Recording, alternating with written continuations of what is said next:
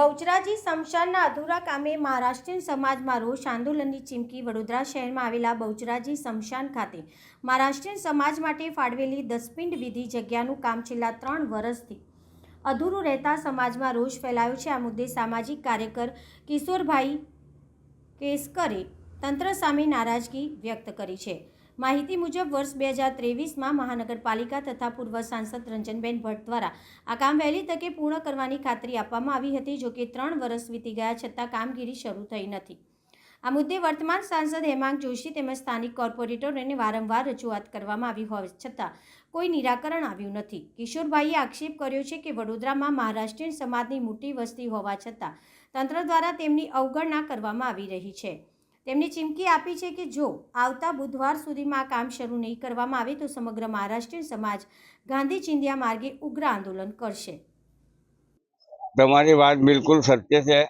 અમને જ્યારે 2023માં સમગ્ર બહુચરાજી સ્મશાનનું રિનોવેશન ને અમારી પાસે જ્યારે અમને ગેરંટી આપી કોર્પોરેશને અને રંજનબેન તે વખતે ચાલુ સાંસદ હતા, ત્યારે અમને 1.5 થી 2 વર્ષમાં સંપૂર્ણ સ્મશાન અને મહારાષ્ટ્રીયન સમાજની જે જગ્યા છે એનું તૈયાર કરી આપવાની લેખિતમાં ગેરંટી આપેલી, મૌખિક પણ ગેરંટી આપેલી।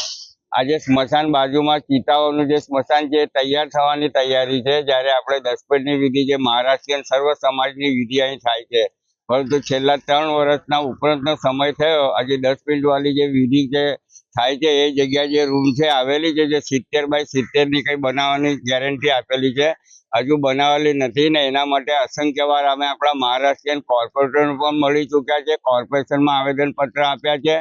નવા ચૂંટાયેલા જે સંસદ સભ્ય છે હેમાંગ જોશી, એમને બી અવારનવાર મૌખિક રૂબરૂ ચર્ચા કરેલી છે, એનું પરિણામ શૂન્ય આવેલું છે। એટલે હવે મારી ઈચ્છા એક જ છે કે હવે સમગ્ર મહારાષ્ટ્રીયન સમાજ અત્યારે આપણે ચૈત્રી ગુડી પાડવો છે, કાલનો દિવસ છોડી અને પછી બુધવારે સવારે 10 વાગે તમામ મહારાષ્ટ્રીયન સમાજને હું આપના માધ્યમથી એકત્ર થવાની અને અહીં પ્રેસ કોન્ફરન્સ કરી અને આનું કામ જો વહેલી તકે ચાલુ ના કરે તો ગાંધી ચિંધ્યા માર્ગે આંદોલન કરવાનું અમે નક્કી કરેલું છે।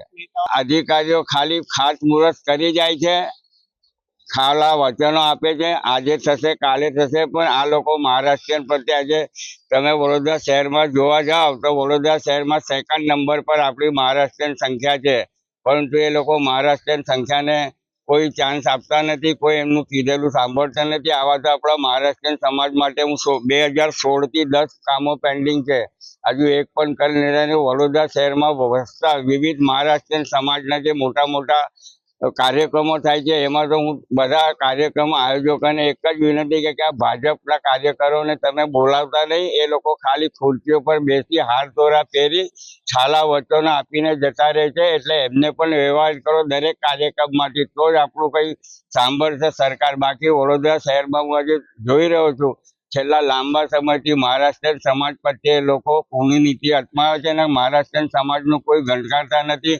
એરપોર્ટ સમિતિનું કામ બાકી છે, આ ડસ્ટબિનનું કામ બાકી છે, અમુક વાલીની જગ્યા માગીએ છીએ કે મહારાષ્ટ્રીયન સમાજને શુભ પ્રસંગે કોઈ વાલી આપો, એ આપતા નથી। એટલે આના માટે હવે એક જ છે ગાંધી ચિંધ્યા માર્ગે આંદોલન કરવાની।